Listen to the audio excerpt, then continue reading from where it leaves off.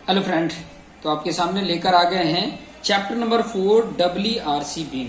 देखो WRC beam क्या होता है, सिंगली आरसी बीम। देखो सिंगली आरसी बीम, सिंगली मतलब केवल एक, आरसी मतलब रेनफोर्समेंट मतलब एक साइड ही प्रोवाइड किया जाता है। यहाँ WRC बीम मतलब दोनों साइड, अपर में भी और लोअर में भी रेनफोर्स प्रोवाइड किए जा रहे हैं।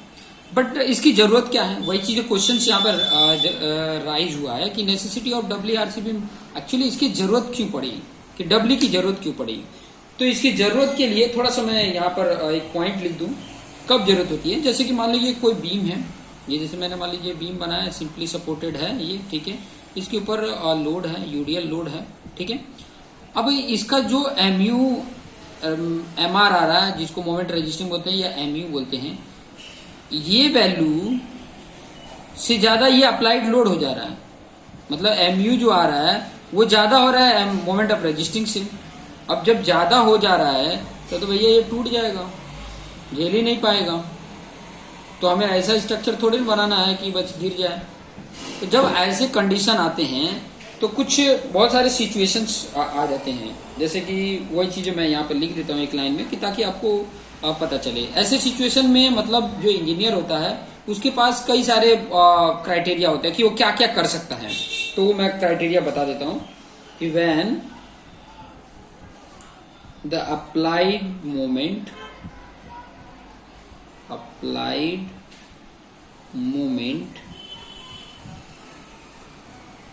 On the beam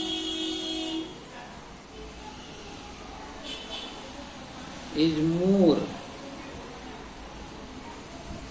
than the moment of resistance, जिसको MR भी बोला जाता है, रेजिस्टेंस जिसको MR बोलते हैं, ऑफ द बीम। अब जो स्ट्रक्चरल इंजीनियर होता है उसके पास क्या ऑप्शन रह जाते हैं। तो जो स्ट्रक्चरल डिजाइनर होता है, the structural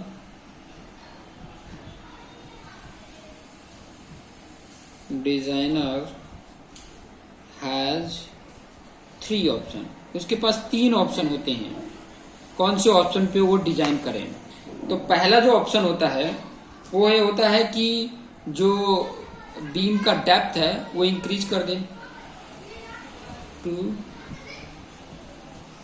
increase the depth of beam. अगर डेप्थ बीम का डेप्थ इंक्रीज कर देता है तो सिंगली आरसी बीम से हम डिजाइन कर सकते हैं। दूसरा उसके पास ऑप्शन होता है to use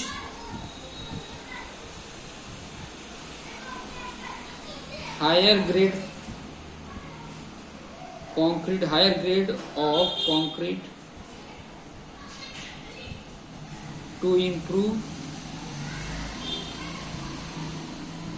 moment resisting moment बोल सकते हो, मोमेंट ऑफ रेजिस्टिंग ये कर सकता है। वो भी सिंगली आरसी बीम से डिजाइन हो जाएगा। लेकिन जब हायर ग्रेड का करेगा तो भी प्रॉब्लम है। क्या प्रॉब्लम है? कॉस्ट उसका ज्यादा हो जाएगा। और तीसरा उसके ऑप्शन होता है to provide reinforcement in the compression zone मतलब ऊपर वाले साइड में of beam, to increase moment of resisting. ठीक है, तो ये जब ये ऑप्शन हम अप्लाई करते हैं तब उस बीम को बोला जाता है WRC बीम, तभी उस बीम को बोला जाएगा WRC बीम। लेकिन मैं कोई भी यूज कर सकता हूं, ठीक है। लेकिन जब ये सिचुएशन प्रोवाइड किया जाएगा तभी उसको WRC बीम बोला जाएगा, तभी उसकी डिजाइन इसके WRC बीम के बेस पर किया जाएगा। अब WRC बीम क्या है, क्वेश्चन उठेगा ना, क्वेश्चन जबरदस्त उठेगा कि व्हाट इज WRC बीम, उठेगा कि नहीं। वही मैं लिख देता हूँ, व्हाट इज, क्वेश्चन ही लिख देता हूँ, व्हाट इज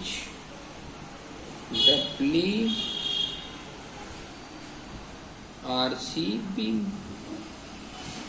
मिलेगा ना कि WRC बीम क्या है। तो उसके लिए मैं यहाँ पे बता देता हूँ।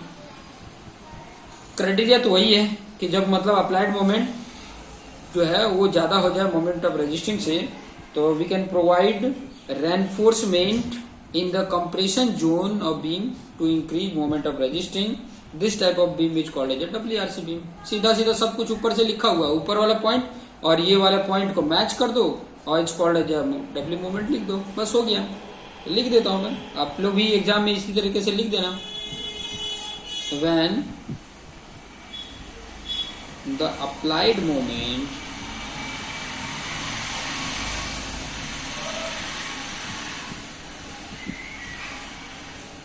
on the beam is more than the resisting moment of singly RC beam,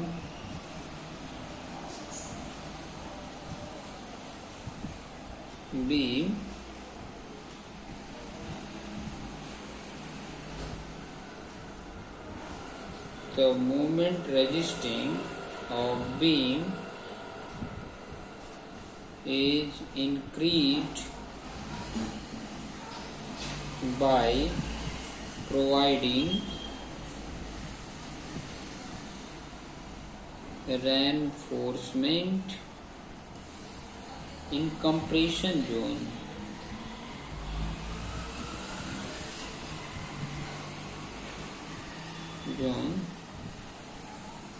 This type of beam is called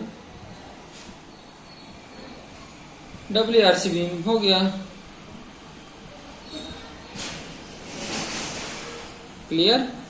तो ये WRC बीम का आप इस तरीके से डेफिनेशन लिख सकते हैं।